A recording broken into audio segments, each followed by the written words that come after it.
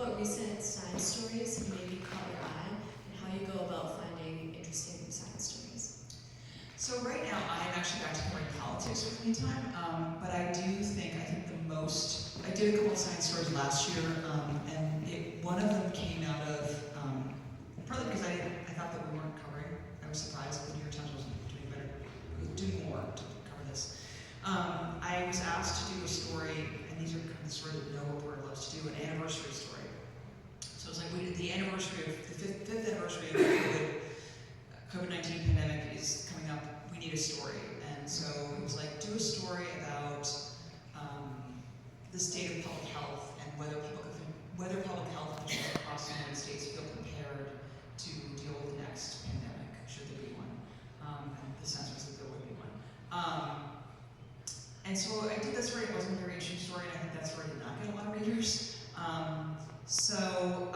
But in doing that story, I looked through a bunch of proposed legislation, bills that were in state houses across the country, and I saw that there were a lot of efforts to ban mRNA research or somehow otherwise demonize mRNA. So like in some states, mRNA is in all of our cells, it's in us, it's naturally occurring.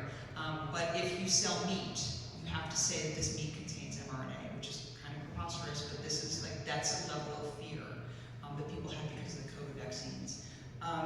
And so I did a story about, and I just happened to, I'm trying to think of how I heard about this. There's a researcher at Hopkins who was doing a webinar on this, and so I did that, and it turns out he was very concerned about the demonization of mRNA, partly because he's investing in a bunch of companies that use this technology.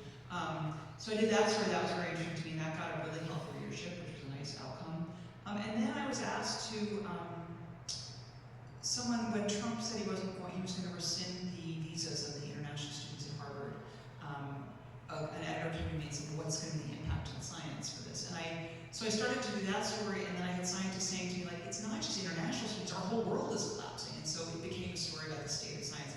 But I think that is the most pressing story. And you have, it's changing, like there's all this research that's been done, and now it can't be carried through to fruition because, I'm trying to think of some examples. Like there's a study about something about the heart disease and dementia, and they're not going to be able to check in with people as frequently because they don't have the money to pay for that. So basically, the end result, like, did this intervention work? We're not going to know because we're not checking in with people. So it's like all this 8 years of work out the window. And I do think that an underreported story is the number of scientists who are leaving because they just can't get funding or because they feel their work has been, there's a chilling effect. That said, today there was one of the students was talking about organoids, and when he mentioned that, I was like, it's so interesting because what I had heard was that the new head of the NIH is very focused on organoid research, so they don't want to use animal subjects anymore. So things about research are constantly interesting to me as well. Amazing. Thank you so much for that question. Kate, thank you so